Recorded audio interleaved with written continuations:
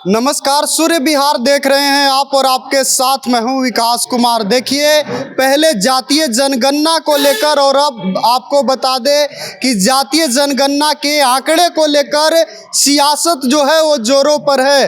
आपको बता दें कि राष्ट्रीय जनता दल के द्वारा आज प्रेस कॉन्फ्रेंस की गई और यह कहा गया कि जिस तरह से हमने केंद्र की सरकार को जातीय जनगणना करने के लिए मजबूर किया है, उसी तरह आंकड़े जारी करने के लिए भी मजबूर करेंगे।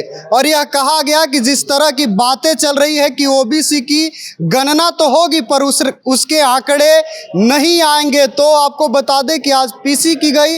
राजद के तरफ से राज्यसभा सांसद मनोज झा ने कहा कि हम आंकड़े जारी करवाएंगे ठीक उसी तरह से जिस तरह से हमने जातीय जनगणना करवाया था। आपको पता ही है कि बीते दिन बिहार के नेता प्रतिपक्ष तेजस्वी यादव ने एक ट्वीट किया था जिसमें जातीय जनगणना को लेकर लेटर का जिक्र किया था कि हम मुख्यमंत्री नीतीश कुमार को लगातार लेटर लिख रहे हैं, लेकिन पता नहीं क्या हो गया है। वो आदतन उनकी ऐसी आदत हो गई है कि वो लेटर का जवाब देते नहीं या फिर अधिकारी जो हैं वो उन्हें लेटर उन तक पहुंचाते ही नहीं। इस तरह की बातें चल रही थी और ऐसे में आपको बता दें कि प्रेस कॉन्फ्रेंस की गई है। क्या कुछ राजद के जो राज्यसभा सांसद हैं मनोज झा कहते हुए नजर आ रहे हैं, पूरी बातों को आप खुद ही सुन लीजिए। जातिगत जनगणना करवाने की मांग से पीछे नहीं हटा गया, उसी तरह आपको मजबूर करेंगे कि आपको इस पूरी छतरी यानी कि ओबीसी ईबीसी में कौन कौन जातियां कितनी हैं और टोटल क्वांटम क्या है ये आपको बताना होगा। एक बहुत ही भोंडा आधारहीन तर्क आया सरकार की ओर से कि राज्य और केंद्र में लिस्ट में विसंगति होगी। हाँ होगी, वो बाकी समूहों पर भी लागू होता। आप तो सेंटर की लिस्ट तैयार करो, राज्य अपने हिसाब से उसमें से कल कर लेंगे, निकाल लेंगे। इसको ब्लॉक करने की कोशिश, जैसा मैंने कहा, आधार करते हैं सरकार। जन सहयोग लेगा। मैं बार बार कह चुका हूं अपने दल की ओर से कि कोई विचार अगर परिपक्व हो जाता है, किसी की ताकत नहीं है, उस विचार को खारिज कर।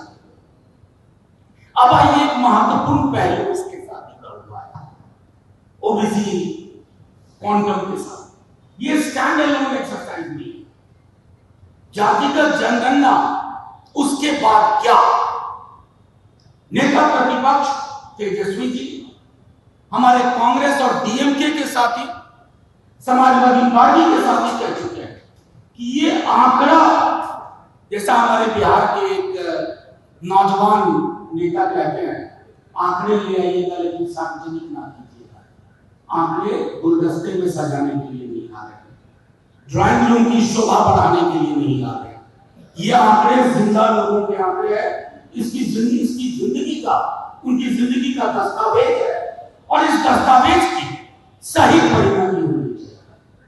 अगला सवाल माननीय प्रधानमंत्री और गृह मंत्री से, संसद में चर्चा करिए कि ओबीसी काउंटिंग के लिए, जनगणना के लिए आपके इनपुट क्या होंगे, यानी प्रोफार्मा में आप क्या क्या चीजें इंगित करके जानना चाहेंगे, क्योंकि उस प्रोफार्मा के इनपुट से आउटपुट निर्धारित होगा।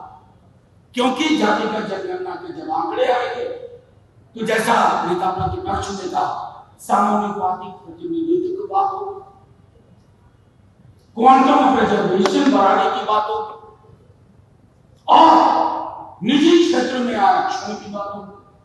और ये महत्व बात नहीं होगी, इसके लिए संघर्ष। अतः लबोलुबाव ये है, अगर सरकार की मंशा है कि ओबीसी की गणना को पर्दे के पीछे छुपाया जाए, तो इतना कह रहे हैं, बिहार में पूरे देश का ये समाज उठ खड़ा हो। कैसी विडंबना में हम लोग रहे हैं। 4 जून को नेता प्रतिपक्ष ने चिट्ठी लिखी, आप सब वाकिफ हैं, माननीय मुख्यमंत्री जी को, आज 9 तारीख को मैं आपके माध्यम से प्रेस कॉन्फ्रेंस कर रहा हूं। चिट्ठी की पावती नहीं आई अभी तक। पावती मतलब एक्नॉलेजमेंट। बगल में रहते हैं माननीय मुख्यमंत्री जी। हमें तो डर है क्या उन तक चिट्ठी पहुंची, हमें चिंता है इस बात की। सूबे के उनके पूर्व के डिप्टी सीएम और नेता प्रतिपक्ष मौसम का हालचाल लेने की चिट्ठी लिखी थी। उन्होंने जो निर्णय उनके दौर में लिए गए उसके परिपालन के लिए और आधुनिक संदर्भ में, समकालीन संदर्भ में 85% आरक्षण को करके विशेष सत्र बुलाइए, यह अगला, ताकि 9वीं अनुसूची में इसे डाला जा सके।